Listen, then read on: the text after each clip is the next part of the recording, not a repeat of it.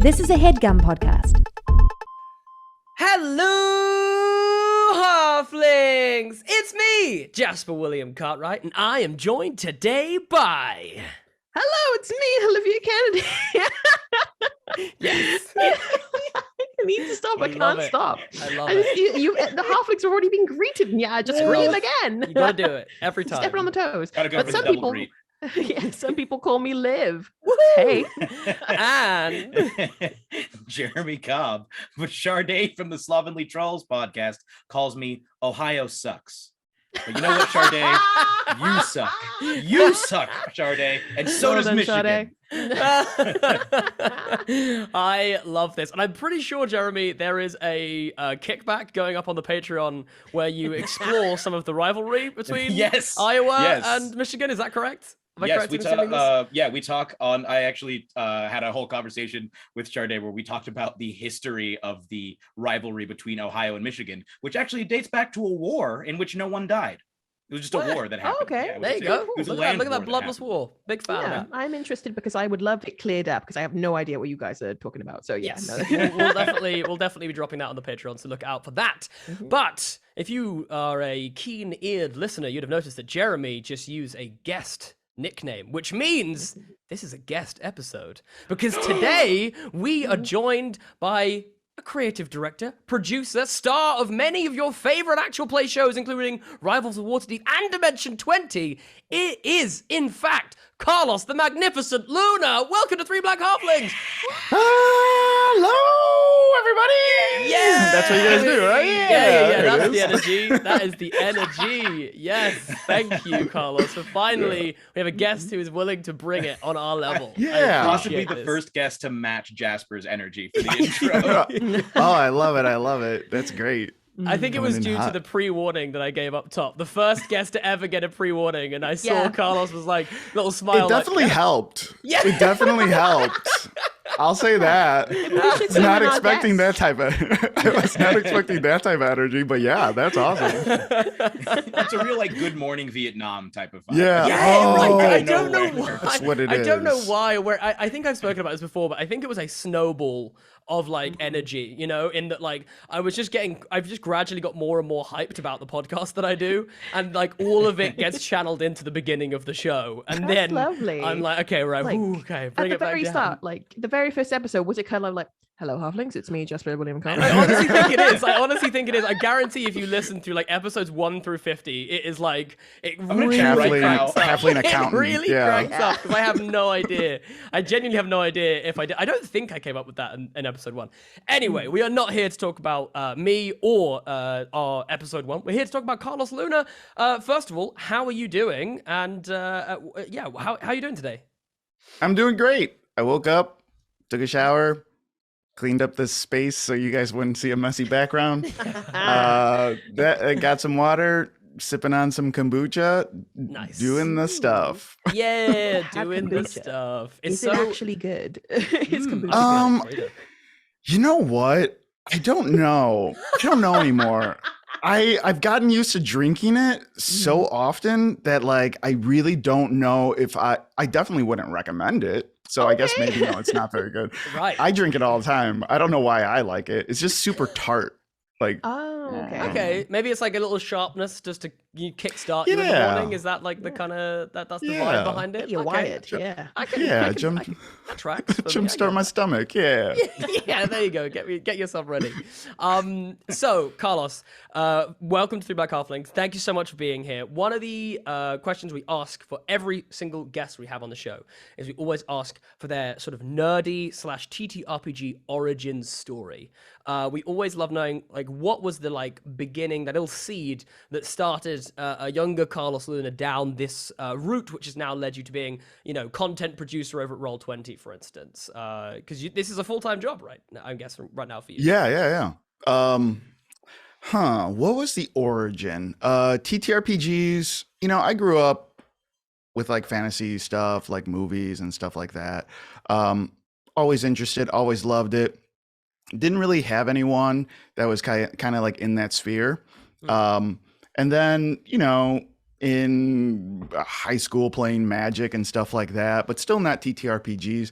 I didn't actually play I played my first. It's weird because I played my first game of Dungeons and Dragons um, with a buddy of mine, and I was doing graphic design in his space, and he was like, "Hey, you want to play?" And he ran a podcasting network. Do you know One Shot Podcast? You know, I've heard of think I it, do. I think, but I don't think I've. Yeah. heard of this, yeah. It's a podcasting network in Chicago.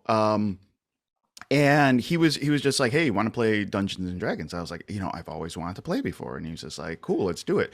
And I was instantly hooked. Like so hooked that like after the second game that we played in like 2 weeks later, he was like, "Hey, we're thinking about doing a podcast. Do you want to do it?" I was like, "Okay." And so literally after the second game I played, every single game has been recorded or heard by an audience, like in some form of another that I've played. Like, I don't think I've ever, I mean, other than like a play test, maybe, like, I don't think I've ever played a game that wasn't, being edited or being streamed or being in front of a live audience or something like that. So I guess that's my origin story. There's literally honestly, there is a Google Calendar invite on my phone that has my origin story. It's the first day I played Dungeons and Dragons. It's on there. I think it's like July 17th, 2016 or something like that. Yeah, it's really weird. Whoa. We've had a couple people actually being like, yeah, who've come on the show and said my first experience of this thing was online. Have you played anything offline yet, or is it still very much in the online space? It's very much in the online space. I'm trying to think like, I mean, that's probably not, I don't know. It might just be play tests and So like still for a purpose. It's not like, yeah, it's almost always for a purpose. I mean, I feel your pain That's a really- 100% because That's a really interesting perspective of like enjoying a leisure activity exclusively as part of an overall project. Yeah. Like I think most people start with like, oh, I play it at home, and then they think about like, oh, maybe we take this public. Whereas you're like, nah, bruh, this is public for me. This is work. Yeah, Mhm. My I work don't is know my if I would. play. I don't know if I would play the same way if I didn't have an audience. I don't think I would. I think I'd be very much crunchy, all about like numbers and just like, I don't know if I would role play if there wasn't, I don't know if I'd role play like I do now if there wasn't an audience. Because I like, asset management games and like stuff like that. I don't know. It's a totally different, like, works a different muscle for me, I guess, like performance does.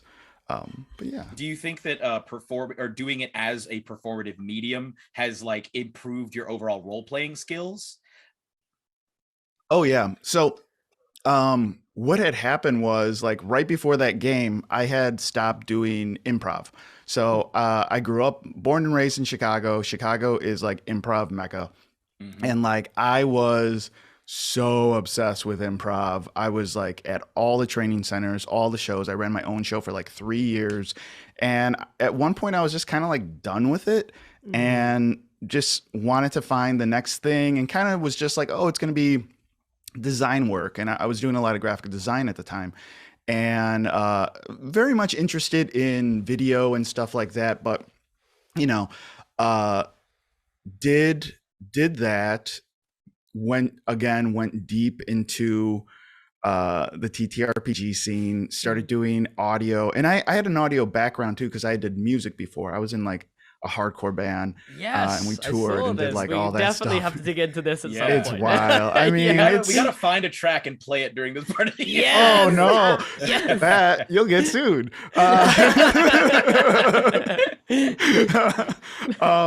Yeah, I was just like, I had a background in that, so I had never listened to an RPG like podcast before, and I assumed that it was like an audio drama, that it has sound effects and music and it would be edited so it sounded like a real thing, so it sounded like a scripted work of some sort. So that's what I did with my podcast, and it was like not what everyone else was doing. When I heard what everyone else was doing, where I was just like, wait, they just put like a snowball microphone on their table and then they just call it a day. And they just edit it to get, like sync up the audio and boom, it's done. I was carrying around a huge rig with like 6 microphones and editing every single track individually and like scoring music and putting in sound effects. But like, yeah, that led me to, you know, doing something with Dungeons and Dragons, like one of their, like a Tomb of Annihilation, I think they were doing. They were like really trying to work with a bunch of people that were running podcasts, and we were one of them. And then that led to like Rivals, you know, getting tapped for that. Like, hey, we're putting together this thing, blah, blah, blah. And then Rivals led to, we had the premiere of Rivals in LA. So like the first time we got to play together, like half of us didn't know each other. Like they just kind of combined 2 groups of people.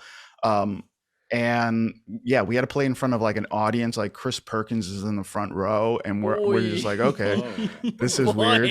Yeah. And that's where I met Roll20. I met someone from Roll20 there.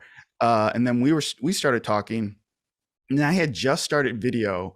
I had gotten laid off from a plumbing job. I worked the front desk at a plumbing office. And I was like, you know what? The next job I take is going to be creative. And like, I've been creative my entire life. I've been doing my own projects for forever. And I've never like had a full-time gig doing it. I've never done it. I didn't know how to do it professionally. And I feel like a lot of people are like that in the space. So I spent like the next 5 months just on YouTube. Like just on YouTube, devouring everything about filmmaking, about cameras, about audio, about shooting. And then I applied for a content producer job at Roll20, and you know, that led to other things. So. The rest is history. Yeah.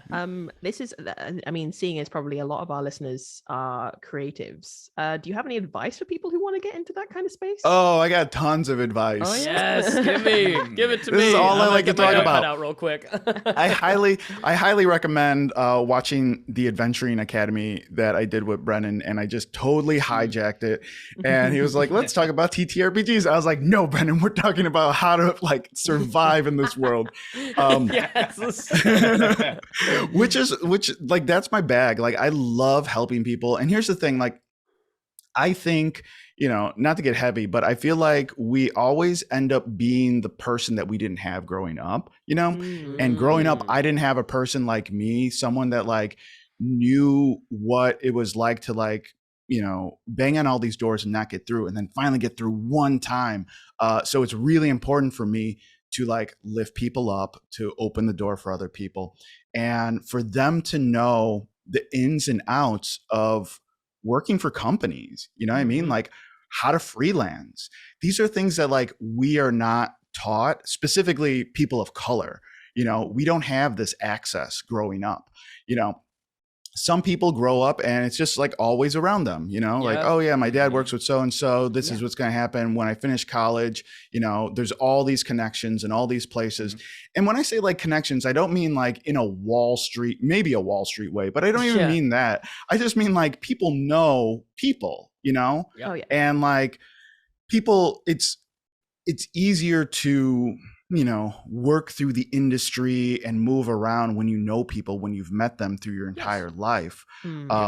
So people of color that are just like self-taught and motivated, not only do they have to work twice as hard to go half as far, but they also have, it's like finding the door handle in the dark. There are things that are constantly disqualifying you that you don't even know about, that like you're not even aware of, like why you're not getting chosen, why you can't break in. Like there are so many like just freaking email things, you know what I mean? Like things that you put in your email, things that you put online, the way you show yourself. There are like I constantly think about how you know, God, I'm gonna sound like a jerk, but how in a lot of these places, it's so easy. This unconscious bias is so easy a lot of times, where I'll see white people move up with the idea of like, with the company's idea of like hope, right? We hope that they will grow into this role. Like we see potential. We hope that they, you know what I mean? Where we're able to like actually see the potential and they hope and wish for that person, right? Yes. Because Yes. in their head, in their lifetime, they've seen people like them, right? They can picture it, they can imagine it. And in the same exact position, a person of color will go up and they don't have that. If anything, they have the opposite of that, which is they need to prove, they need to Yes. change my mind. Yeah. They need to change my mind on why I should invest in this person. And these are things that like, I didn't know. Like, I didn't know that. I didn't realize that because like, it took me a very long time to like even acknowledge the fact that like I'm brown and that matters.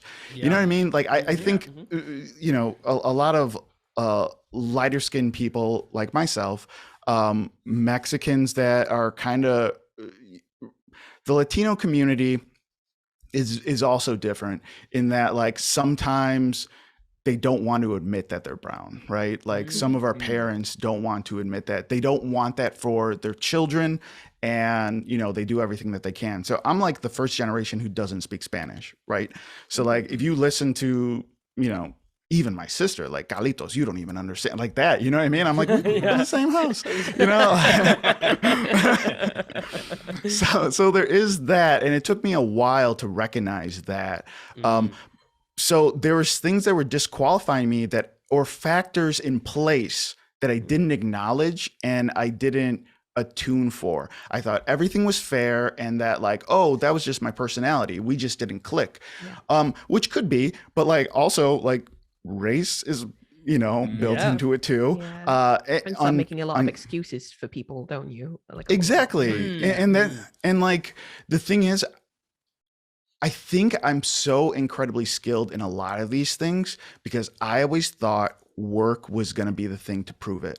I always thought if I was good enough, someone would recognize it and then they were invested. So I kept learning and trying and grinding and making a portfolio that was fucking amazing. Can I swear on this? I'm so sorry. Oh yeah, hell yeah. Go Okay, for it. cool. Okay. Yeah. And the idea that like I did this with zero financing, with zero like education, with my own money.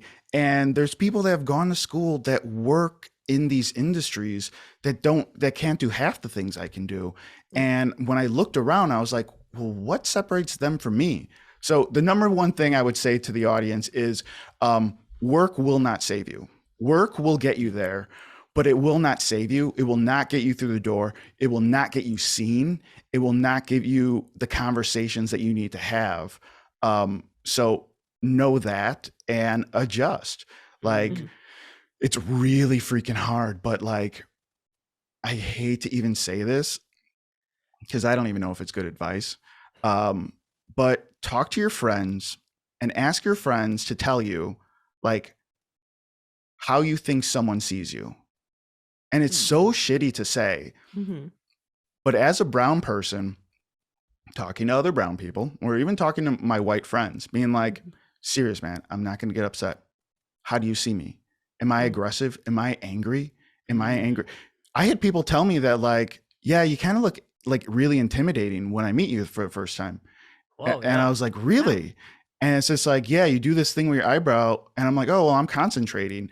And, but like maybe the only representation that we have of a brown man furrowing his brow is the fact is anger. You know what I mean? Yeah.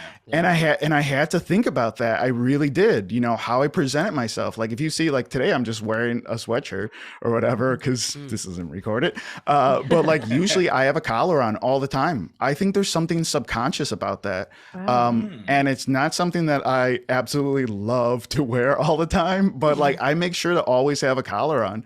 I make sure to like wear something light to be not intimidating. So someone says like, oh, he's not one of them. You know what I Yeah. mean? I can kind of speak to some of what you're saying from like an actor perspective, going to Mm. drama school, because there's definitely Yeah. I mean, there are definitely racial elements if we're talking in the UK, because I went to drama school in the UK. But there's also like a hierarchical thing where if you happen to go to a specific drama school, for example, the Royal Academy of Dramatic Arts, you are much more likely to have connections Yes. that will enable you to get into rooms where you can get jobs. It's look, there's no question that a lot of the people who go to these schools are very skilled, but they are not necessarily 201 more skilled than the people who go to the less well-known drama schools. However, they, just by virtue of having gone to that school and having access to either the people themselves or people who know the people, are more likely to be able to get into rooms where they can get, you know, jobs at like a nice, like a big theater, a starring role. They're more likely to be seen for certain things. And there's an immediate unbalance or inequality that occurs. And certainly along racial lines, that gets even intensified, because what you're saying, especially when you're saying like you dress a certain way, it's almost to have to mitigate the fact that people have very specific stereotypical ideas of what a brown man is like. It's very similar. I was getting headshots to graduate drama school. It was the first time that I was getting like I'm like, I'm gonna be a professional actor in the UK. Here are my big headshots. And in the room, the dude who's this old white guy who I guess is a pretty successful photographer tells me that he's like, okay, so you have to be realistic about what roles you're going into. So, you know, it's not nice, but that's just how it is. So I look at you, a young black man, I think thug. And proceeds to like go up on this whole thing, and I'm like, wow. Have you met Jeremy? Like, I mean, I don't want to be do the reverse of this right now, Jeremy. But like, I look at you, and I promise you, the last thing that you are, my dude, is a thug. Like, Yeah, it's just like, look at that pleasant man. Yeah, like, man, exactly. thug life forever. You suit, you it's definitely vicious suit a out here in top these hat streets, man. more than more than a hoodie. You know what I mean? Like, There's definitely I thought work spoke for itself for a very long time, right? And a lot of that has to do with like how introspective you are as a person and how you see work, you know, how you see people's work. And I think that there is actually a Venn diagram that is like how you get the job. In the very center is just like you are hired, right? And that the three circles that make up that you are hired is work, it is personality, and it is access, proximity. I say proximity. So proximity to this person, to that person, to this person, whatever. And you can move, like if you sat down, if you're listening to this right now and you sit down and you say, and you're really honest, you know, like, what is my work? Like, can my work be in a Nike ad, right? Like if you're a graphic designer, can your work be in a Nike ad? And if you say no to that, that's fine. Go to the next one. You know, like could it be in a, you know, like a local stereo company or whatever? Fine.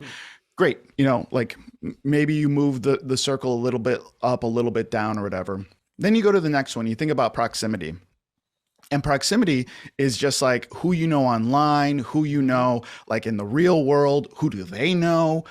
Who have you, you know, interacted with in the past, worked on projects with, even projects adjacent, put that in there, and then move the circle somewhere. And then go to the last one, which is, sometimes I say personality, but it's really not. It's because personality makes it seem like it's in your control, which it's really not. It really has to do more with like, how do people feel who are around you? So I guess if there's an actual way to say that in one word, that's what that would be. I talk about this all the time. Almost. I guess like what type of vibe are people reviewing for you? Because here's the thing, your work could be great. You could have access to the greatest people in the world, but if people don't like you, you can't get that job. If people don't walk away thinking that, like, you know, they had a good it's people remember how they felt. Like people remember how they felt and they avoid bad feeling. They remember that vibe, right? They really remember that it. vibe. So like think of your work in those three circles, right? And just move them around And whichever one is furthest from the center, start working on that right away. Try to get the center on that. Try to get the center. Because I think a lot of us think like, okay, well, I'm going to do work and apply for this job. This job doesn't know me, so they don't really care about the vibes, right? I don't know this job, so it's really far away, like proximity wise. So really you're trying to just win by work. And that's the hardest way to win. It's the hardest way to get there if you don't have the other two circles. So like start working on those other two circles. Yeah. Yeah. I really love that. That's one of the clearest ways I've ever had it like explained to me, and I'm like, yep, that 100% tracks with like all of the experiences that I've had.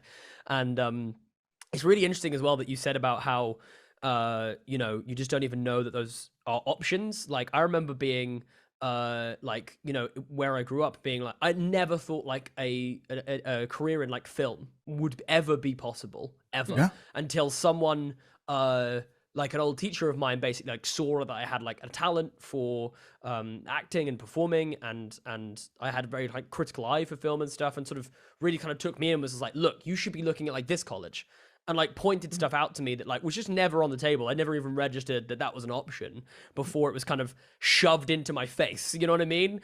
And then I found out half my class were applying for that college. Do you know what I mean? Like, and I think it was just because it was just a more done thing for them to kind of go and apply or kind of consider their options. And one of the things that really struck me as well when you were talking then was, I do think that my growing up in a very white neighborhood and kind of getting that almost like lesson very early on that like if I'm really polite and I'm very friendly and I'm very like, you know, it makes my life 10 times easier.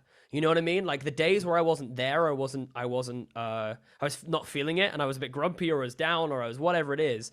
My life was just a lot harder and harder. Like I didn't feel like I got the free passes that maybe other people did.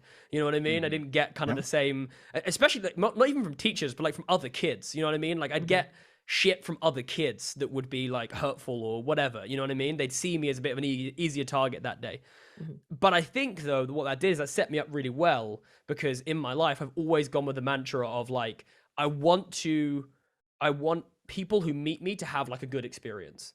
Yeah. Do you know what I mean? I want to find a way, and I always say this, like I'm a bit of a social chameleon in the sense that like I act completely differently around like separate types of friends and work colleagues, and you know what I mean? I can absolutely go to one work party where I'm there and I'm sipping politely on some Prosecco, and I'm, you know, talking about politics or whatever, and then 10 minutes down the road, my mates from Croydon are all gathered round, and I'm, you know, shotting whiskey, and I'm like, you know, talking about football or something, and it's a completely different Jasper. Yeah.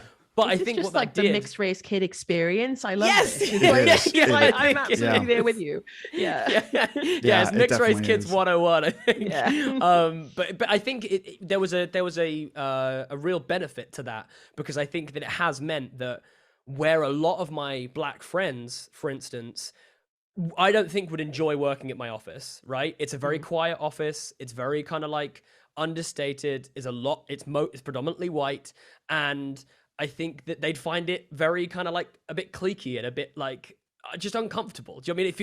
It feels like a white space. And I don't even know that they would feel comfortable, let alone other people feeling comfortable around them when they come in with like high energy, you know, because if I greeted them the way I normally do in the street, wherever, half the people in the office would turn around and be like, what's happening over here? Who is that? Is it carnival? Like genuinely, like that would be the reaction that you'd get. And so I think that like, even like the idea or understanding what the culture of a workplace is going to be, or is likely to be, you know, if you're applying for like a young hip startup, you probably can afford to, you know, loosen up a bit and not see it so much as like a straight job interview or a straight, do you know what I mean? You probably can be a bit more informal, and I think that you're absolutely right. You've nailed it to say that stuff is so important for how you like enter a room. Yeah, like so if we're talking about hiring and getting in there and getting your foot, like hiring, and it could be anything, like full-time employment, it could be a freelance job, it could be whatever you want. If you're listening to this right now, know that, again, work will not save you. Your personality won't 100% save you. Being impressive won't save you. The person doing the hiring only has one thing in mind. and like write this down if you're listening to this right now. They only have one thing in mind, and that thing is trust. Like, can they trust you to complete this task? Can they trust you not to, and not even you, not even, the thing is, you're getting hired based off of not even you, right? You're getting hired based off of this person not looking like an asshole in front of their boss. Yes. That's all you're getting hired from. Like, it doesn't matter. Like, you go to pitch an idea, you got to pitch an idea that can like happen, that this person can explain in 5 seconds and won't look like an asshole to their boss. And that means that you have to pitch the safest, you have to be the safest choice, right? You have to be you have to line up all the stars, like all perfectly, and be the safest thing in the entire room. So like some people go into the interviews, or I see people online all the time, like, gotta shoot my shot. Like, no, don't do that. Like, Yeah, stay calm, bro. Stay calm. like just stay, like, because here's the thing, man, like cats don't like aren't attracted to loud noises. They're not, you know what I mean? Like, aren't attracted to someone that's chasing them. Like, what they are, they want to see you do something, and then they will decide that they will come to you. So when you're in these interviews, don't think that like you have to be impressive or show them something that they've never seen before. Exist, because in their head, even if they believe you, even if they believe that you're amazing and you can do all these things, even like, oh man, these are great ideas, whatever, you have the other part of it, which again, if you're a person of color, it's worse, because it's not hope. Now it's suspicion. Now it's this idea that like, well, what's wrong with you? If everything's perfect, Too good to what's be true. wrong with you? Yeah. Yeah. Like, are you lying on this? Like, something's up. Like, so you can't even get 100% on this test, right? So like your test includes like being what someone else needs, right? And having flaws and showing what those flaws are. And yeah, thinking that you're going to go mitigate those flaws. You know what I mean? Like that you've got for enough sure. stuff in the other areas to mitigate that flaw. You, or what, you know that this issue. going in. You Yeah. know this going in. Yeah. So you can do that for yourself, right? Like if you're going for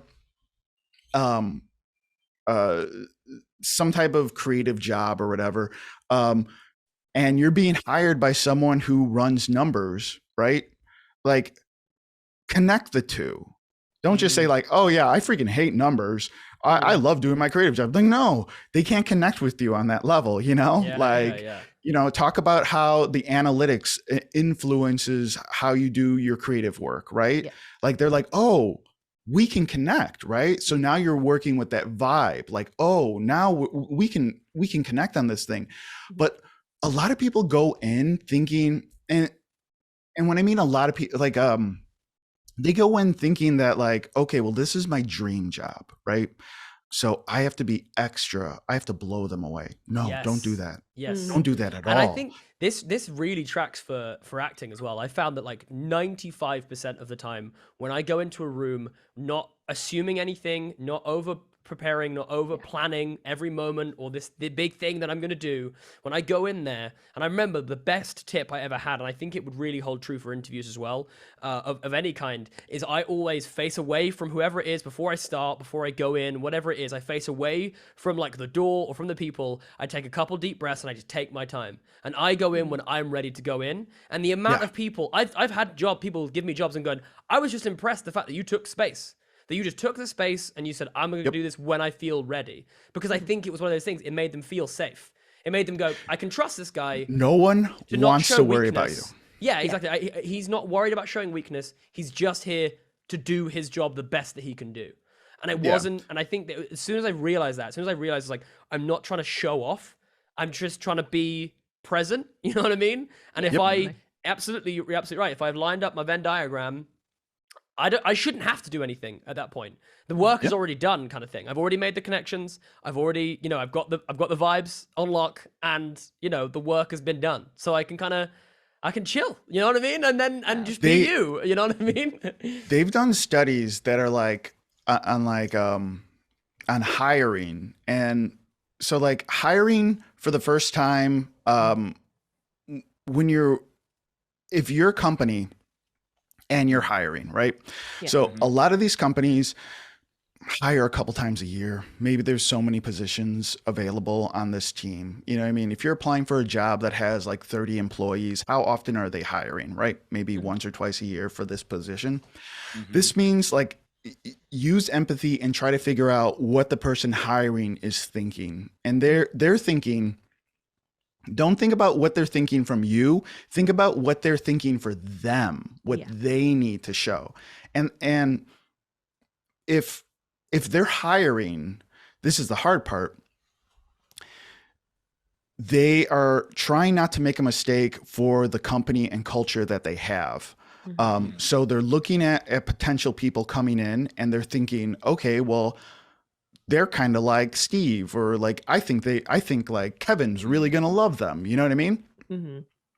And this is another thing. This is another strike against people of color. If the company doesn't have a lot of diversity in it, Yeah. it's harder for the HR person to think like, oh, they're gonna fit in, right? That's So you exactly almost what I have to was be, thinking, yeah. yeah, you almost have to be a different person. So like this study looked at like individually hiring, like companies that hire individually,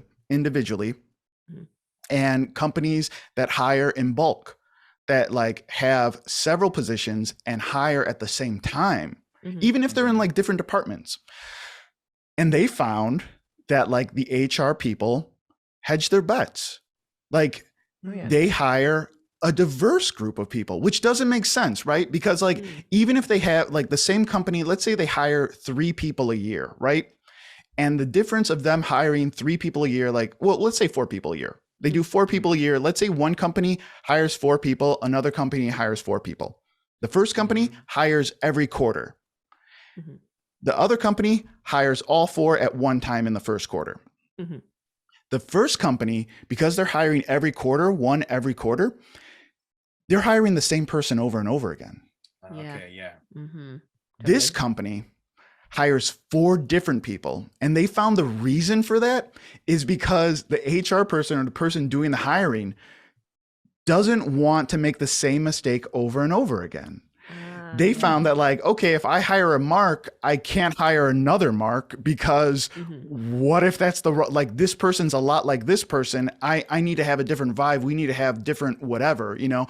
We already have that puzzle piece. Let's get a different puzzle piece that complements it. So you start finding complementary hiring when you do it that way. And understand that like, that's another thing to keep in mind when you're going for when you're going for a position. How many positions are open? Because that's a state of mind of what that person's thinking of as well. Like, understand that like, if you're getting this interview, you're on a radar. People look at their social media like no one sees it. Everyone fucking sees it, man. Oh, yeah, like definitely. all these companies are watching you, like every single one. And like, especially in like the TTRPG scene, I see so many people that are like, just when we talk about companies, we talk about trust. When we talk about, you know, we talk about them needing to trust you as a person of color at companies that like freelances a lot with like pretty much every single like, you know, person in like the TTRPG scene. I can tell you, they watch everything and they will scroll through your timeline. Yeah. And even if you're not talking about them, if they get a vibe that like, you won't hesitate if they mess up, you won't hesitate to destroy them. They're never going to want to work with you. They will tell other people not to work with you. You know what I mean? Like it's not that you're blacklisted. It's like, they don't care. They're just like, no, I don't need to be near that person. Because again, the only thing a company has is trust. It's trust with their customers. It's trust with like their employees. And like, if they feel like, even if they do something wrong, even if it's not them doing something wrong, you can't mess with their partners. You can't mess with the people that have been working for their company for like 12 years. You know, like there is a lot of stuff that people are disqualifying themselves on social media. And here's the other thing too. I will completely preface, raising hell online is 100% necessary. It's 100% necessary. I love it. I wish I could participate more in it. But I had to actually, like, I talk about this a lot. I really do have to take there are people on the front lines, and there are people like who are like actually in it, actually make change. And it's really important for me that I help people of color into positions of power, that I help them gain access to, you know, and I make sure to do it every single time I talk to someone new. Like today, we were talking about, like, literally we're about to go live. I'm like, you guys should interview Chris Spivey. You know what I mean? Like, I was just like, no, seriously, do it. Like, I pitched his book for you. You know what I mean? Like, I make sure, like, just to do it in everyday practice, because that's really important, right? Because you do have white people in positions of power that are hesitant, that may not be in these groups, that may not be watching people, and they will come up with any excuse to hire their friend. Again, if all a company wants is trust, why wouldn't you? Right? Like, so did you all know each other before you started this podcast? I knew I'm brand new. Jasper. Yes, Liv's You're very brand new? Liv's joined us for the last, like, recently. Awesome. But, we knew of each other, like, me, Jeremy, and Unati, who was a co-host before. We definitely all knew each other. Yeah. You could apply that to a softball team, a podcast, a company. Yeah. Like, And exactly we what only heard happened. about Liv from a friend. Like, I literally asked people and like, hey, do you got any recommendations for UK-based femme people? And they were femme people of color, and they were like, yeah. And they gave me a list, and one of them mentioned Liv, and I was like, cool, let's check her out. 100%. That's the exact Yeah. process that happens every single place you go. Every single place you go. This is not like, I don't know, maybe we grow up with applications, you know, for work applications everywhere, thinking like there's some weird lottery selection that will, you know, and it's really, school tells us that, like, oh, the person who gets the A on the test is the person who makes honor roll, is the person who gets the job. Like, we think that that's how it's going to work, but it doesn't work that way. It's literally someone has your name in their mouth. That's all it is. Yeah. Like, has nothing to do with that. Because the other thing is, like, people don't have time. Like, they really, it's nothing so nefarious. It's nothing like, oh, well, I hate brown people. It's pretty much just like, people just don't have time, and they don't want to mess up, right? Like, we are information rich and time poor. I say that all the time. We are information rich and time poor. So that means, if you're listening to this out there, what that means is, like, find the easiest way to give your information to a person who does not have time. And the easiest way you can give your information is by being kind, being good at what you do, and being around people. And just like those three things, if you focus on those three things, you can go pretty much anywhere. The thing is, like, when people do hiring, it's so hard because, like, they just want to get home at 5 and play with their kids, you know, like, that's all they want to do. And, like, it's so easy to take so-and-so's advice and just hire the buddy, you know, like, when I talk about nepotism, when I talk about, like, nepotism is so freaking hard, and you have to battle that regardless of what color you are. Like, it's harder because the positions of power are fulfilled by other people, other white people. But yeah, like, that's how it's hard, because being trusted means your opinion means more. And, like, that means I have to do tons of research. I have to do, like, tons of research on people and find the right project for them to shine. And it's hard. And I know there's probably people that, like, aren't even on my radar that, like, I can't recommend, or I can't, you know, whatever. Businesses need to do this, and businesses don't do this.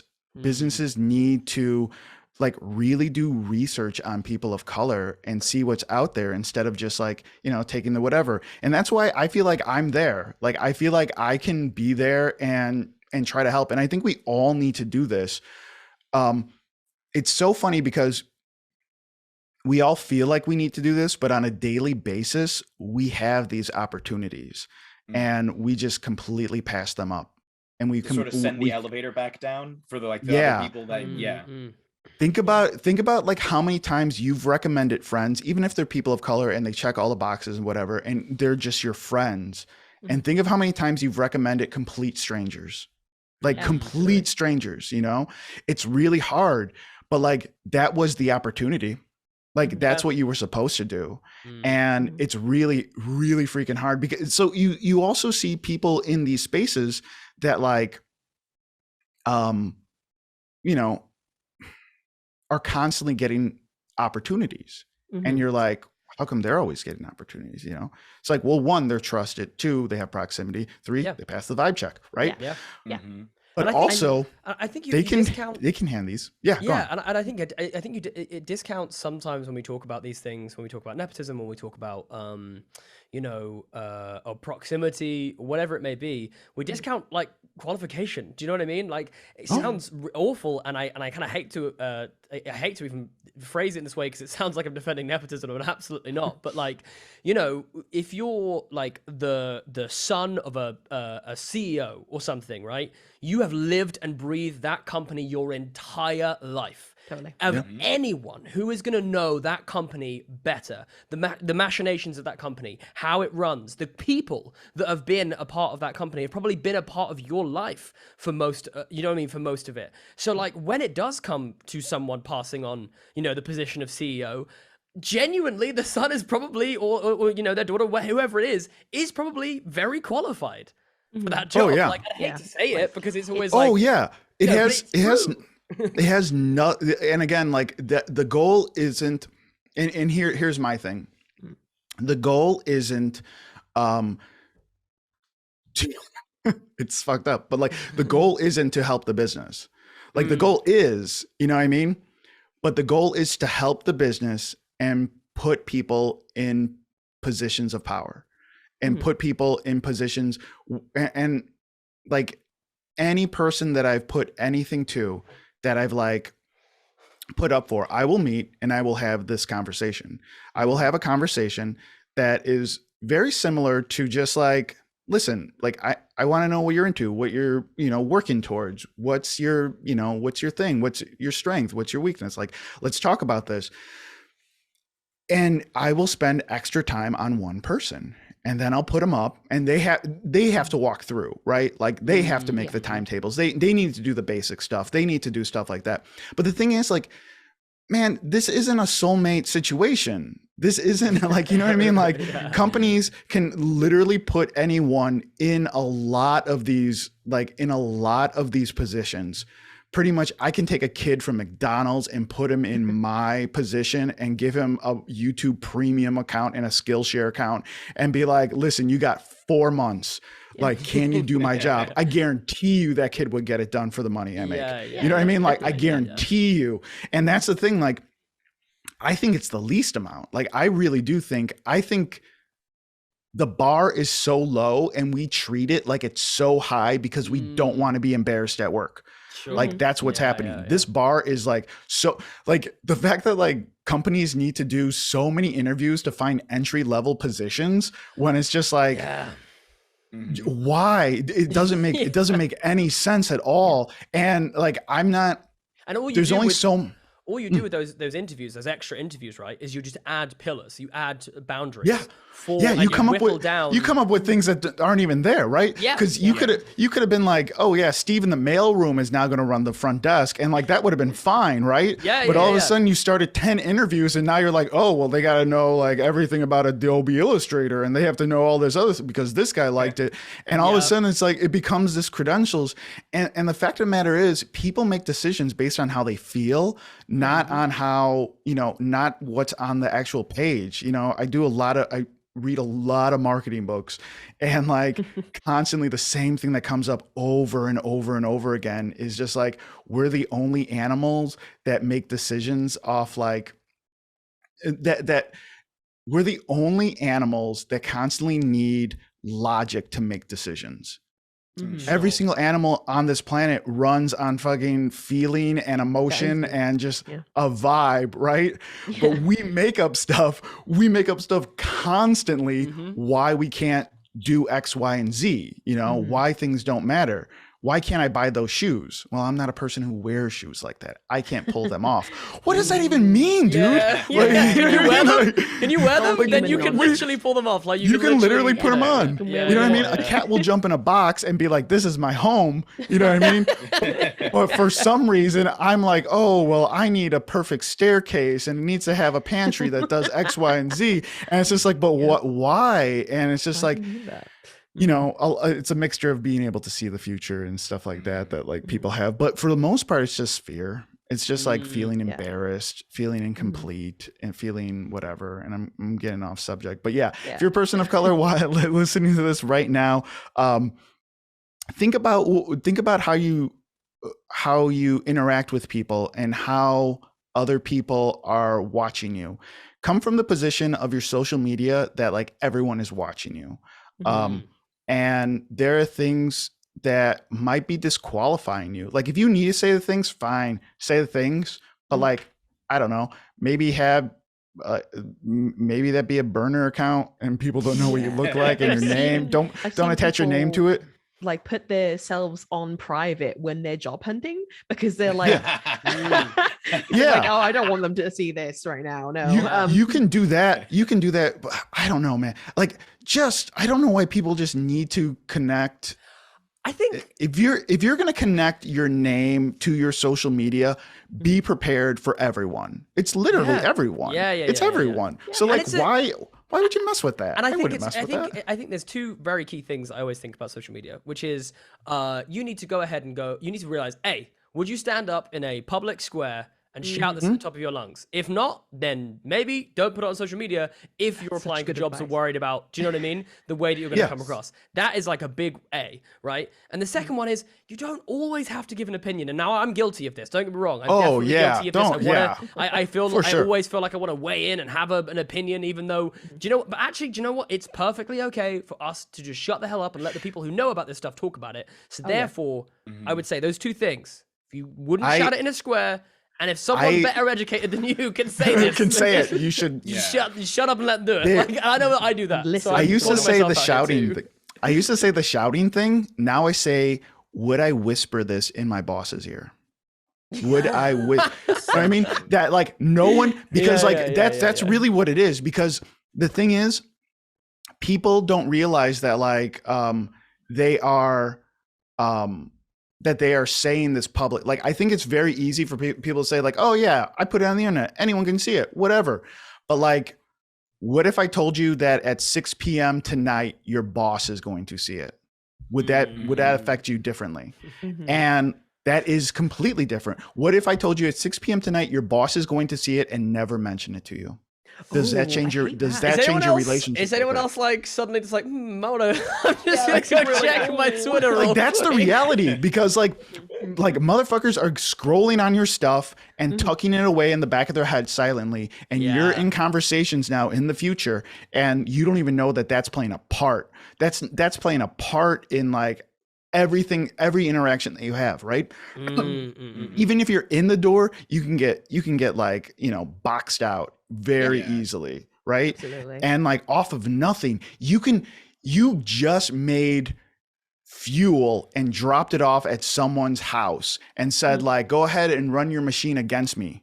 Yeah. Go ahead. Yeah. Like this is to run the machine against me. And then all of a sudden you're not getting on this project because of like, oh, you know what? Carlos didn't do a good job on that last project. Didn't you notice? And like the other guy who knows nothing about your Twitter feed, nothing about that, is just like, oh yeah, you know, Kevin doesn't feel like he can do it. And honestly, like I kind of don't feel like he can do it either.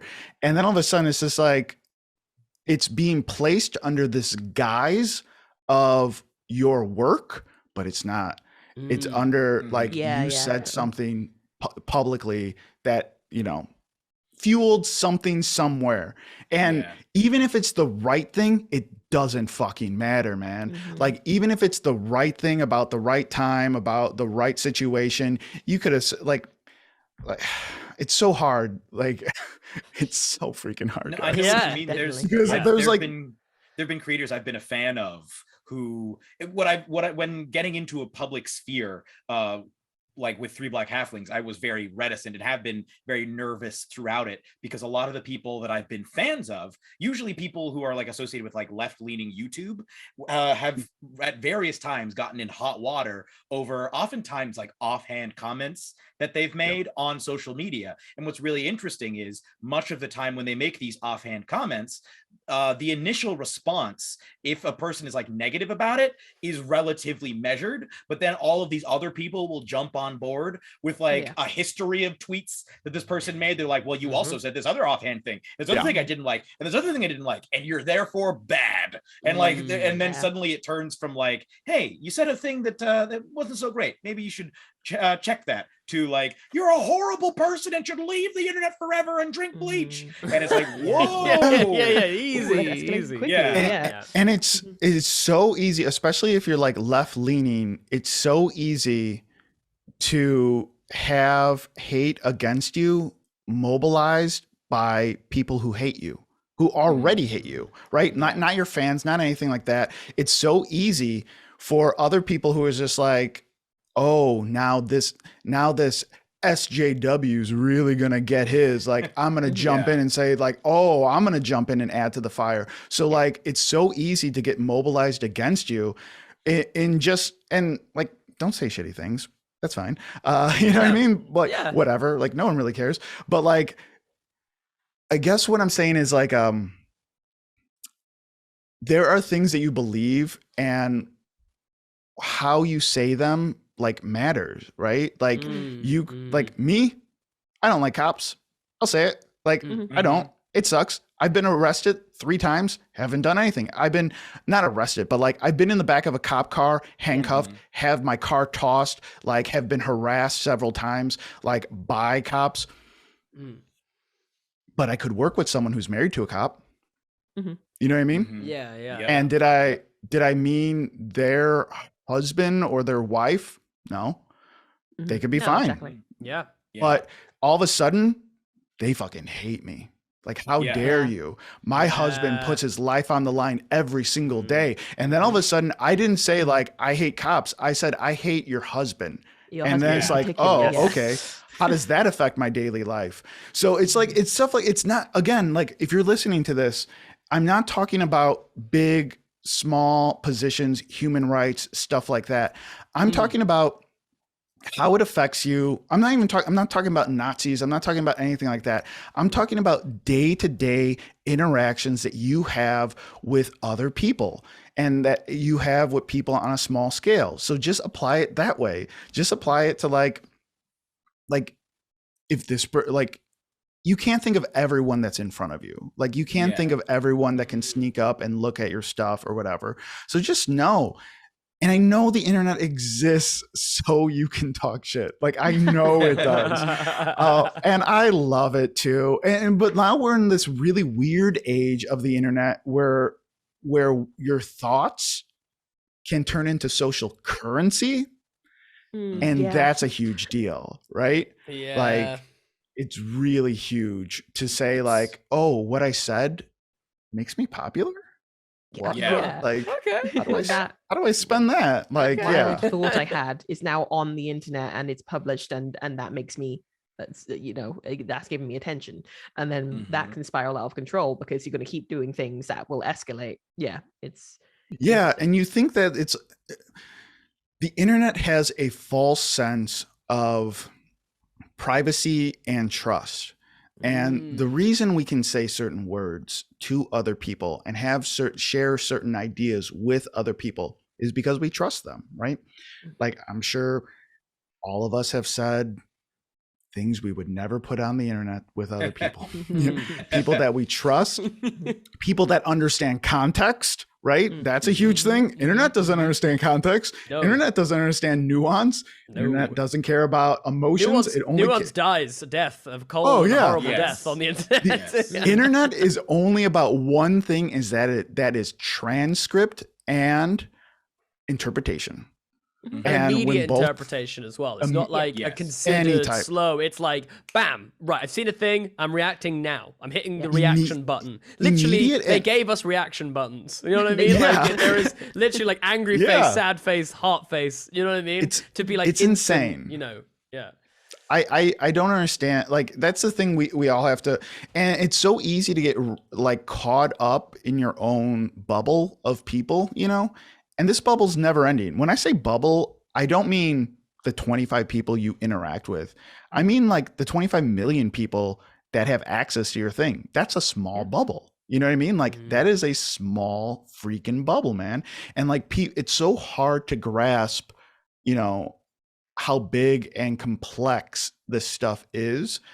And anyways, long story freaking short is that like everything you do matters. Like everything you put out matters. Yes. If you like, we all now exist online. So like if you're going to exist online and you want to work in a space where someone might look at your stuff, like just know Yeah, everyone be is aware. looking at your stuff. Yeah. Like And you are everywhere. and get ready to be graceful like that. You know, I think that's something that I'm hopeful because I've seen kind of more people do it and handle it in an appropriate way, that we can actually get there.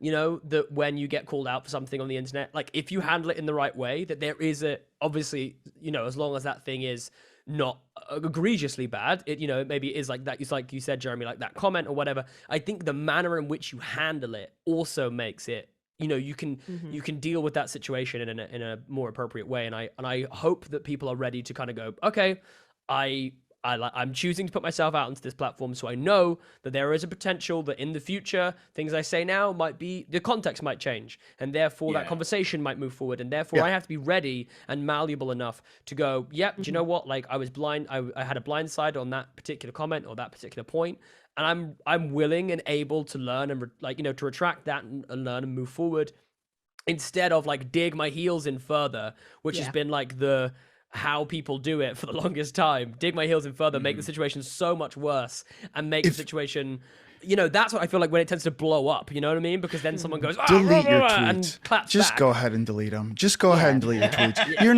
You're not like, no. Listen, man, there are very few people that I'd be like, no, this one needs to stand the test of time. Like, you know what I mean? Like, just get rid of them. Because here's Create the a other thing monument. too. Like, again, if people are trying to hedge bets, if people are trying, if the person hiring you, or even not even, here's the thing, like, don't even think about it as the person hiring you. Think of it as the friend of the person hiring you. Think of it as like one of the coworkers of the person that's hiring you. Think about like, oh yeah, have you met this Carlos Luna guy? He looks awesome. I don't know, man. I follow him on Twitter and you should check it out. shitty You know what I stuff. mean? Yeah, He says some, yeah. you know, or, yeah, delete some tweets.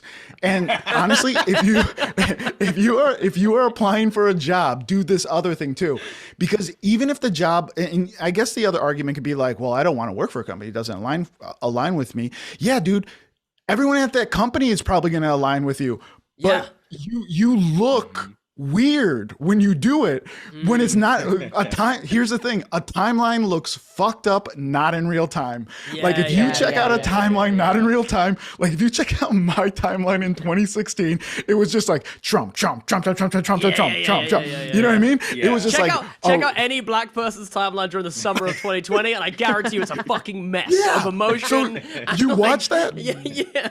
you look at that stuff, but you look at it not at what was happening at that time. You look at it through a different lens. You look at it today's lens in terms of like, how much can I trust? How much can I trust this person? And when you see like a long list, and you're supposed to get the vibe like, oh yeah, he's a funny guy. You know what I mean? Like, he's a fun guy. He's a fun, you know, like you don't get that vibe, and it doesn't matter how much portfolio work I put in front of you. I can't get that little thing out of your head that like, oh, this guy might be dangerous. And by Yeah. dangerous, I mean I can't trust him for my company. That you know what I mean. Like I can't trust that there'll be a fire that whatever. And that, They'll have and to like put that out- is it's so true, because I think that it is one of those things where it's like it could be absolutely, like you said, like a tiny sort of seemingly inconsequential thing, but if you're making a seemingly like a big decision, or about hiring someone, bringing someone into a group that works really well, and maybe you absolutely share all of the same opinions as that person's put online. Maybe you have a policy in that group where you're just like, hey, look, guys, we don't put this stuff online. Like we find a way to curate the way that we present ourselves online. There could be 101 reasons why that's the case. It could be a small company that really relies on good PR to sell their stuff, and any bad PR could knock them for a loop. You know what I mean? It could be a large company that has very strict policies on what you're allowed to say, in and around like this space, for a number of reasons. There's a number of reasons that are very legitimate reasons as to why a company should absolutely have those things in place. Do you know what I mean? Because absolutely, a company that hires hundreds of people and is on stock markets and whatever absolutely should not have, the price and the value of it dictated by a disgruntled person who kind of decides to out all of their secrets. You know what I mean? Like, of course, And like, so- it's honestly not even that huge. Like people aren't even like if you're listening to this, it's not about like how big a thing is or how or what you actually said. It's how it's interpreted. Like you can control the transcriptions, but you can't control the interpretation. And the interpretation isn't even like, the interpretation comes with your motivation, an interpretation of your motivation. So think about it that way too. Someone is reading this and like, yes, they could agree with everything you just said, but they are interpreting your motivations for why you said it. And they are applying that to the workplace. So if they think that you will interpret this thing this way and you will be motivated to do this way, then like they aren't, why would they be inclined to trust you with that? Like, and it might not even be true, man. Like that's the messed up part. You'll be judged. Like there are so many little things that you're getting judged on, and there are very few that you can control. And your online presence is one that you can control. Like it definitely is. I think you have to basically look at it like almost imagine like clothes you're wearing, right? Like if you are happy to tweet like whatever, like could you go outside and dress with something that just has that written across your chest? You know what I mean? Would you pick a shirt that says that thing? And maybe you absolutely would be happy to have like "fuck Trump" written across your chest. That's totally fine. That sure, but maybe digging into the minutia of like, or some of these things or decisions that governments make or whatever might be a contentious subject. Might be something that is difficult for people to swallow. Might require a more nuanced conversation that maybe the internet isn't the best platform for you to actually enact that thing. People read people's social media like the person, like subconsciously, I believe that we read other people's social media as what this person was doing when they thought I wasn't looking. When they thought I wasn't looking, they wrote this. And that's how they really feel, and that's how they really act. Yeah. And we all know social media is run on like very strong emotions, happy, sad, angry. And if the person in this company looks at it and they think like, oh, this is like looking into your house, into your windows, into your house, right? Yeah. And they only see What do I see? anger or whatever. This Like person's house is trashed. What happened Listen, in yeah, here? Like, good that's Lord. all they're gonna do. Yeah.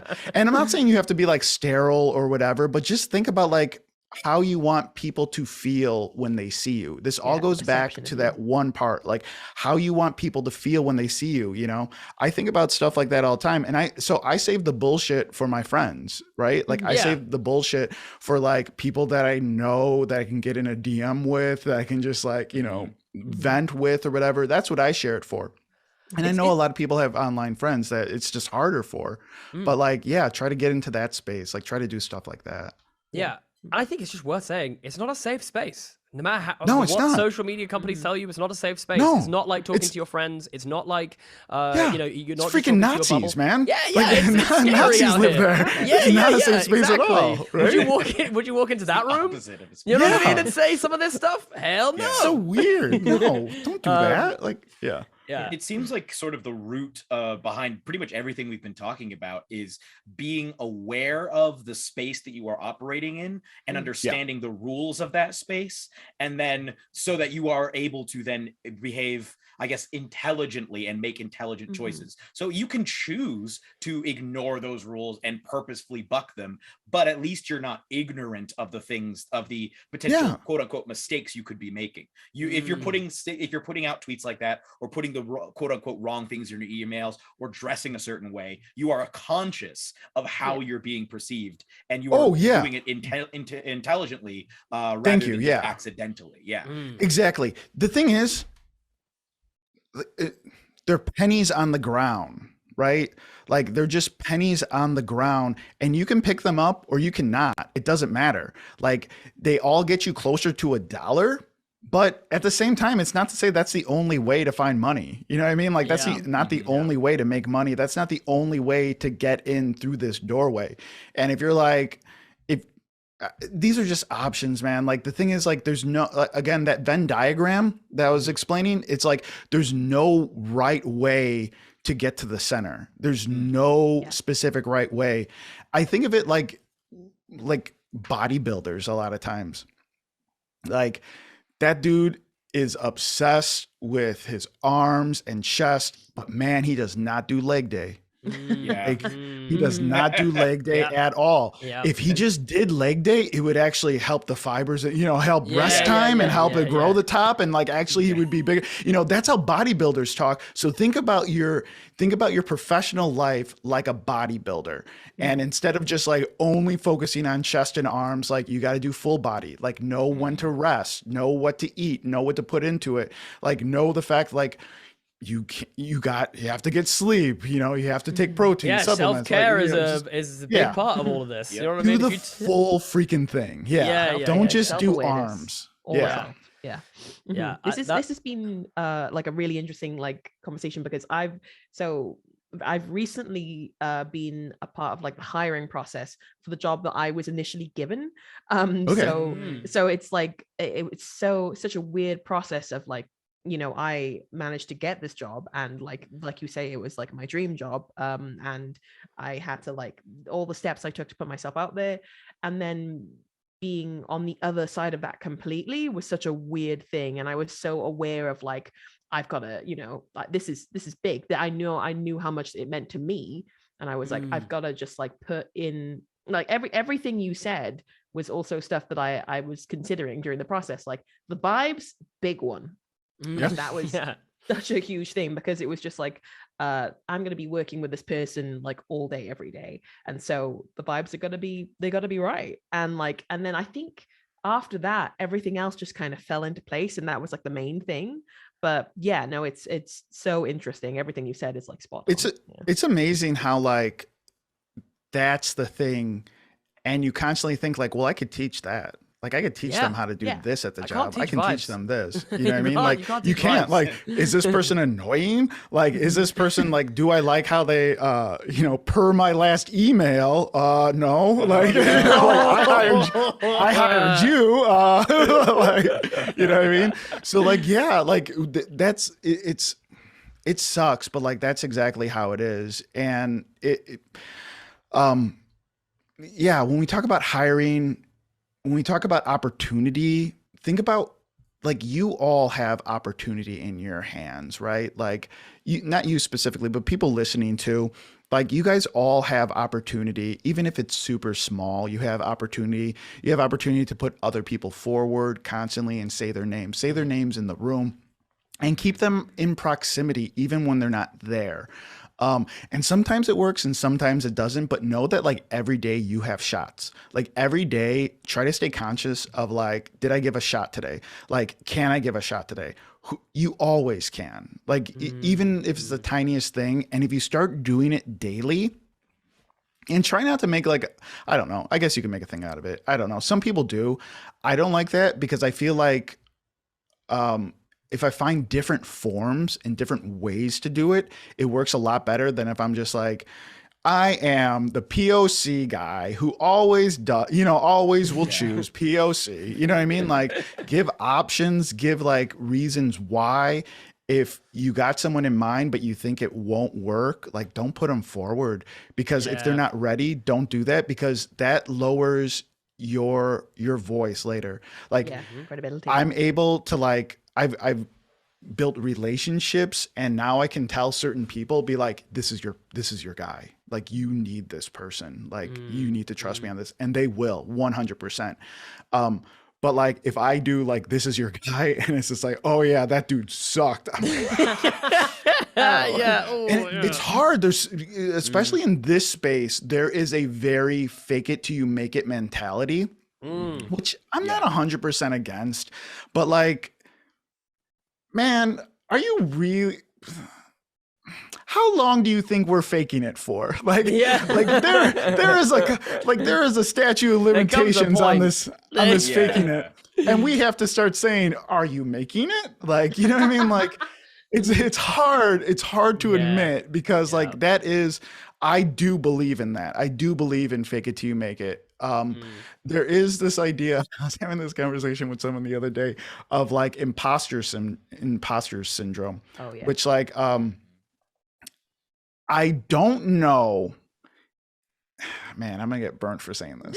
I'm gonna get burnt so hard. Watch what you tweet. Watch what you say at Three Black Halflings. Yeah, exactly. Those are the core Okay. Yeah. I'll text you later if I need you to take this out. Yeah. We can edit the podcast. It's all good. I don't know if you could self-proclaim imposter syndrome without a review.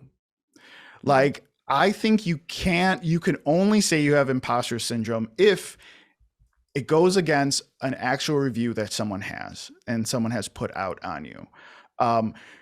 Because I feel like some people are like, I've never done this before. No one's ever seen me do any work. I've never, been in this space. I've never made a thing and ever whatever, but I have to stop thinking about having this imposter syndrome and blah. No, dude, you are an imposter. You've never been here before. You've never been here before. And that's okay. It's okay to say you're new, but don't say, you work at It's Pixar. not a syndrome. Like, You just are, my dude. It's like, fine. I'm not showing up to Pixar tomorrow and I'm being like, man, I have such imposter syndrome. And they're like, oh, when did you start? I haven't. Like, I just have imposter syndrome. I don't know how to draw. Like, I've never. I don't know. I don't know. I don't have one. It's just something in my head I need to get over. Like, no. Yeah, that almost feels like a complete misunderstanding of what imposter syndrome is. Because you have to have done the thing that you feel like an imposter about and had some success at it. It's like how people will sometimes refer to like contradicting a person as gaslighting, or like it's like, so no, gaslighting strong. refers to trying to cause a person to doubt their own perception of reality. If you just say, no, I think you're incorrect about what you said, that's not necessarily the and same also thing. knowing, like, gaslighting also implies that you know the right answer Exactly, too, right? You know what you're like, doing, but if you actually just because disagree with the person- being dumb is not gaslighting someone. Like, you're just dumb. Thank you. We need to bring back name calling too. I feel like we're solving a lot of problems here, and I'm just gonna put that on the docket. Maybe you guys will approve it. Screw Maybe the vibes are docket, good we enough. put on a t-shirt. Like. bring back name calling. Oh man, I love that. And honestly, like clearly we could easily talk about this all day, because this has been genuinely, I've learned a lot, and I think it's such a fun and rich conversation to have, because it's not something we've actually spoken a whole lot about in terms of like the creative industry on the show. But I'm very glad that we have, because I do feel like a lot of the things we've spoken about, I think, are very transmissible into other areas, and those skills, like I've taken them from creative jobs to non-creative jobs and had success, using some of those things that we've spoken about today. But I also just think like it's been such a fascinating conversation just around the way that we conduct ourselves. I think even if you take it outside of the realms of work, there's something really to be said here, and like just being a little bit more self-aware. Like we always go on and rail against the kind of social media companies and everything like that, but like we have the ability to control our own little area. We can choose not to buy into that reactionary thing. We can choose to take a beat and try and find the nuanced conversation and have the nuanced conversation with those around us, and in that safe space, rather than trying to do that online. And I know that that's really, really difficult.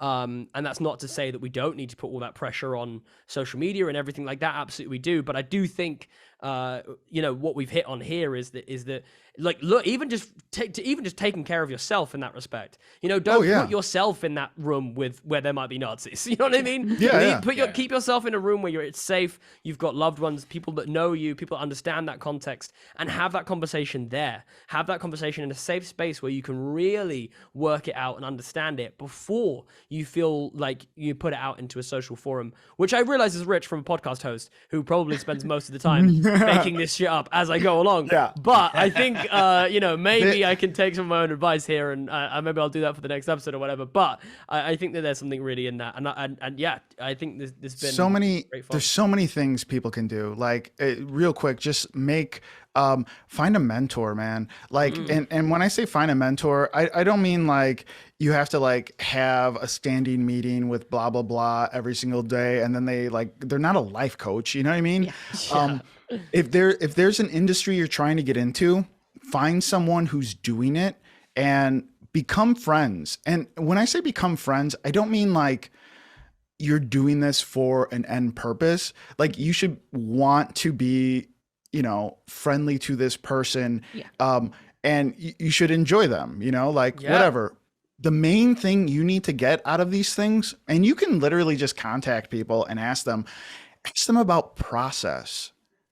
People don't know. This is one of the biggest barriers for people of color is process. Is like, what is the process for working on a team of writers? Right? You enjoy TTRPG, you enjoy tabletop books, you enjoy whatever, but what's actually the process? Who says like, yeah, let's write a book that's like this? And how do they run it like that? And how do they choose people to write it? And then how do I turn in that writing, and how does that grade it? And how do I get notes? People don't know, right? Because they love writing in their room. They love doing that. They love reading and making these things, and they want to be a writer. And they think like, oh, I just need to write. I need to write to become a writer. No. If you're listening to this right now, if you want to be a writer, you need to learn process, and you need to learn the process that these places are doing. So like make that your homework tonight instead of like writing some lore or something like that. Learn the process on like, here's the other thing, man. Put your email in your bio. Like there are so many, there's so many people that like I try to contact that don't have an email, and like I will do the extra work of like finding their Twitch or then finding their Instagram and then, whatever, like finding their email.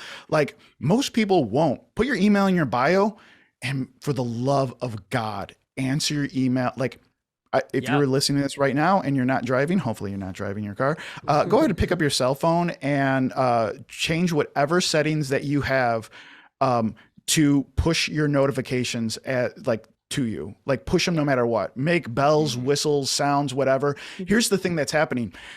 You might be getting opportunities. You might not be answering quick enough. Like when I mean quick, I mean you need to answer in an hour, man. Like I do not leave home without my phone.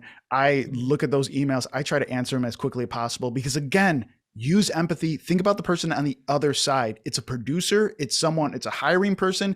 It's someone in some type of position of power that needs an answer by the end of the day because they have to plan how you work in with the other people that they're trying to plan. You're not the only person and you're not special. I'm sorry. Most people just need a cardboard cutout to stand there and make the little, like just accomplish that little thing. You don't need to be impressive. They're not waiting for, here's the thing. Hey, can you do this thing on Friday? You don't, in your head, you might think like, oh, well, I got to clear it with Stephanie. And I think we might be playing a game on Friday, so I might not have that. But you don't write the email. Instead, you're like, oh, I text Stephanie, and then you wait an hour until she gets back to you and be like, oh, you know what? I might have something going on that night. Let me get back to you. And then she doesn't. And then all of a sudden it's Wednesday now, or it's Thursday now. And then you're like, oh, you know what? I can do it. And then the person's just like, maybe they put you on, maybe they don't. But moving forward, you're the guy who takes 5 days to answer an email. Like that's who you are right now. Even if you don't know, you can be like, oh, this is a great, like the second you see it, click it within 10 minutes. This is a great opportunity. I will get back to you in 12 hours, or I'll get back to you tomorrow morning. Great. You're the guy who responds in 10 minutes and can, people want to know, like people are always so anxious and they're always planning stuff. There was like one of these marketing guys, he was contacted by someone in the I think the UK transit system out there, something with the tubes. Those tubes, we have them. It's true. They were planning on spending like a couple $1 billion on the infrastructure to make them faster. And they contacted this marketing guy that was going to handle the campaign. His company was going to handle the campaign. And they said, we're going to spend this amount of money, like let's say 4 billion or whatever. I have no idea what money's worth.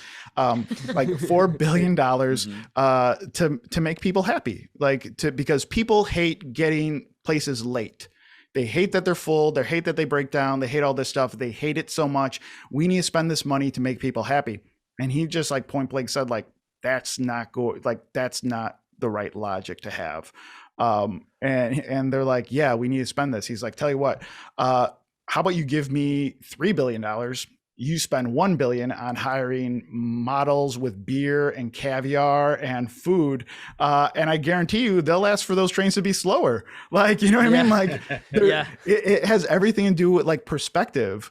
If they ended up putting numbers on signs estimated arrival times and stuff so people can count down. So when you're answering that email, think about waiting for a train, think about waiting for a bus, think about that feeling waiting for your Uber, right? If you got rid of those numbers, would you wait? And how would you feel about that service? Because your service begins the second they send that email. So they send me an email. If I don't give them a time, if I get back to them right away and I don't give them a time or something to think about in the future, they're constant, you have them waiting for a car that might never show up. Yeah, I literally have this. I literally have this right now. I contacted 5 to 10 people today, and already there's already 2 people got back to me really quickly, and I was like, okay, cool. And that's how you think, right? They're getting paid. It just is that's exactly how it works. And it gets worse. It sucks, but it gets worse the more you feel like what you have is worth something. So you were talking about that hiring position you were looking for. If you contacted people for a second round and one person got back to you in 10 minutes, other person got back to you in 10 minutes, some person got back to you 2 days later, even if the interview's 5 days later, you think something of this person, right? Yeah, I think they're not you interested. just do. Yeah. They haven't done anything, right? Yeah. They haven't done anything wrong, even if all 3 of them got back to you in 10 minutes, right? And one person said no, the other person says I'll get back to you tomorrow. And then one person says whatever. But you would still consider them all, even though they all had 3 different answers, you consider them all good potential people. The person who cancels, again, you think wants it way more. So we're constantly reading into these signals, unconsciously or consciously. I talk about signals all the time. We're constantly giving out signals to people that again, are all interpretation and not the transcript. Even the person who had 3 days could have had something going on, could have really been trying to get something for you for that interview that the other 3 people are not. Whatever that interview is could be fantastic. They could be a stand-up person, they can do all this stuff, the most qualified person. But I tell you what, they didn't get back to you in 10 minutes, right? There's God, I forgot which show. I don't know. Anyways, that's what I say. Answer your freaking emails, answer them Yes. quickly, and tell people, like, even if it's something you don't want to commit to, don't blow people off, like get back to people. And it's hard, like depending on what industry you're in, it can be really hard. You know what I mean? Like Yeah. I'm good at it in some areas and bad at it in others, and we're in a freaking pandemic and like things freaking suck. Yeah. So like don't beat yourself up over it. For sure, don't beat yourself up over it. But like keep that in mind. That's a penny on the ground you can pick up. Like it's Yeah. really easy. I'm Hell the yeah. 10-minute email guy. I like that. I like the penny on the ground analogy. I feel like that's gonna stand you in good stead. God, this has been amazing. But before we take up any more of your time, Carlos, we have to obviously ask you a question. We ask this for all of our guests, which is that we always ask for a tale from the table. So a tale from the table basically can be anything, no matter how wild. Usually the more wild and bonkers, the better. But this can be from any of the various games that you've played, but just like a moment that sticks out in your mind that you're like, man, that was like wild or fun or very unique, emotional, whatever you want it to be. It's kind of Yeah, it is. It is. no. I mean, there's a lot of cool things, but like it's just gonna sound like I'm bragging if I say Hell yeah, Please brag, do my brag. dude. Yeah, just like Absolutely. getting a chance to play with Brennan, getting a chance to play with Matt Mercer and like the Critical Role people. Like I got a chance to do a Diablo one shot with like Mika Burton and Matt, Marisha, Laura, Liam, and like that was so fun. And just like I don't know, I just felt like I had my energy, like I had like I don't know, I was just a regular person. I got to do it or whatever. And that felt really cool. Man, there's so many like really good moments, and they're just like personal, and they're not like I can really explain it other than like, oh, that was really cool. I'll talk about the time that almost ruined gaming for me. Yes. It was Okay. very, very early on. It was very early on, and might have been one of the few times I actually played a game not recorded. I played my first game of Pathfinder very early on. I think it was like the first episode of my podcast had just started. I'd only played D&D a few times, and I was like, oh, I'm going to play other games. So I got invited to this one game, and I was like super excited and sat down. And like, first of all, the GM, he was kind of a douche, and like he felt like a douche right off the bat. It's like he had this like long blonde hair and really long fingernails for some reason. I couldn't get over his fingernails. I watched it the entire time. It's the only thing that sticks out like from this entire thing. Literally sticks out. Literally. And so we started this game, and the game lasted like 4 hours, and it was so bad and so boring. Like he was one of these like GMs, and I've never played with anyone as bad since. He was one of these. I hope he's listening to this show right now. I don't know. I don't remember his name. But he needs to learn. If someone knows where I was in 2016, where Bring I played back a name game of calling. Yes. Pathfinder, bringing back name calling. This guy just he shouldn't be allowed to do this to people. That's all I have to say. He must be stopped. We're playing, and the adventure begins with like the four of us, in this like forest clearing, and there's these some stones or whatever, or something like that. And we like look at the stones and all that. No, we don't get anything. Okay, I was like, whatever. We start walking around the forest, and all of a sudden, like an arrow whizzes by. Okay, cool. This is all within the first 20 minutes of the game, I want to say.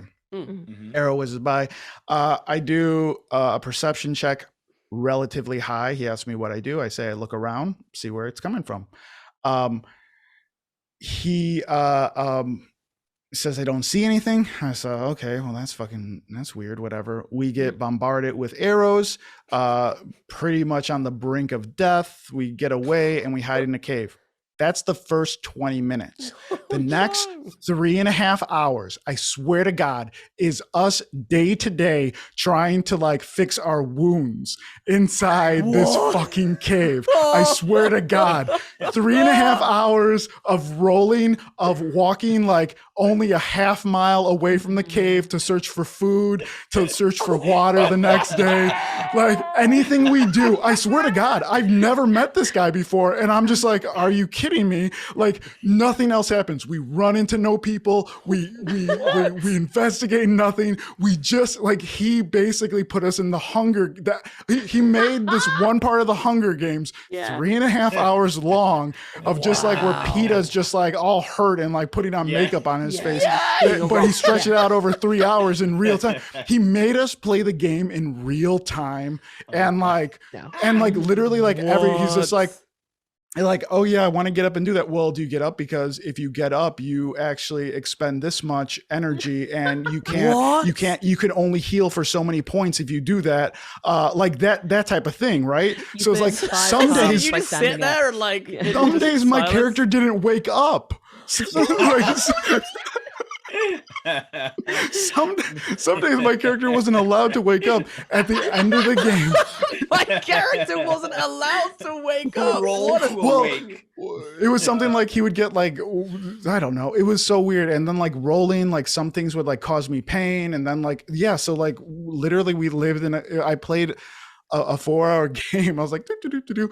Afterwards, I asked him, where were the arrows coming from? Because we didn't see them. You know what I mean? And I'm like, and I rolled pretty high. I'm like, where were they coming from? He said, there's goblins in the trees. And I said, I looked around. And he said, yeah, you looked around. You didn't look up. Oh, come on. No. Come on. I hate that. I told that story right now and I hate it. I hate him. I wish I knew where he was right now. Because that's my Joker villain origin story right there. Yeah. That's the moment that Carlos Luna snapped. It's like I almost bring that energy everywhere. Like, oh my God. And I think about like that could have gone either way. Like, what if I was really into that? Like I would be like a horrible human being today. Wow. like if I was like really into that was a great game. TTRPGs. Yeah, absolutely. Yeah, just like scraping moss off a tree and then like picking these berries and hoping that they don't kill me.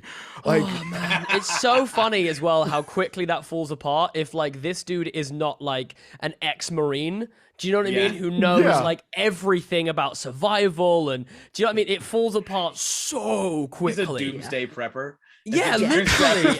unless he is, then this doesn't track my dude. At what point is that fun? Like at what point is he just like I was like furious. Listen, everyone has got loaded up Fallout and put it on the hardest like survivor setting.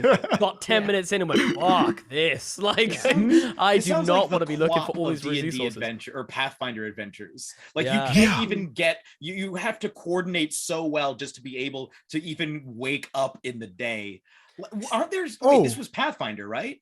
Yeah, it was Pathfinder. Aren't there spells and like long rest mechanics? Like how do we end up here? I don't know, man. Like I really don't. It makes me so sad when I think about it because I was so angry. I got these warning signs when he was like, you can't pick healing spells. Like that was like a red flag for me where I was like, hold on. What do you mean? I don't know what I don't know what his end game was. I assumed to hurt me, to hurt my feelings for the rest of my life. That's why I assume. What? Did you piss this guy off? Were you wearing I know, right? at the time? Well, that's what I'm talking about. Like, I could have pissed him off, but that's the because of what you transcript tweeted, versus interpretation. Carlos. Yeah, it's because of what versus you tweeted. interpretation. I mean, there's someone I shouldn't make fun because there might be someone out there that's just like, oh yeah, that's my jam. Like, I'm like, okay. No. People know in advance. That's fine. That's fine. Yeah, you got to clear that. Yeah, exactly. Yeah. If you want to run a survival heavy game, just let people know. Yeah. That's not what most people are coming to Pathfinder to play. Yes. I mean, here's the thing. he wanted realism, and some days me as my character did not want to wake up. Like I was okay dying just like my character. I was okay if I didn't wake up in that cave. I was like, let me go, let me die. And for me, that's the most realistic gaming experience I've ever had. Let me The go. true Carlos Luna origin or villain story. Yeah, Yeah. wow. You used to be Carlos Soul, and then you became Carlos Luna after that game. Yeah, right. Oh man, wow, that is what a DM. Wow, that is oof, boy. That's there one of the is- few horror stories we've ever had on this Yeah, show. I'm gonna campaign for horror stories because this is fun. Oh, this that's is I'm fun. happy. I thank you for. I hope that there was something cathartic for you in re-airing some of this trauma. You know, if you need to revisit Pathfinder at any Yeah. point, we can try and do it in a safe way. You know, make sure you feel held. Like, go over this stuff. Feel Like, held. yeah, because man, that's rough. That's super rough.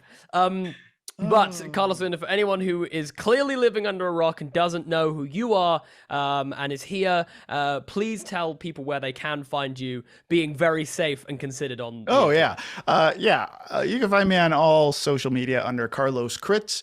You can also find me on the Roll20 YouTube channel and sometimes on Twitch. I was on there last night, as well as just like anywhere on the interwebs like YouTube. Like I'll do pickup games and stuff like that with other people. I have I can't talk about that now, but I do have, I have something. I have something that'll be announced probably later on in a few months. That'll be pretty big, so that's kind of cool too.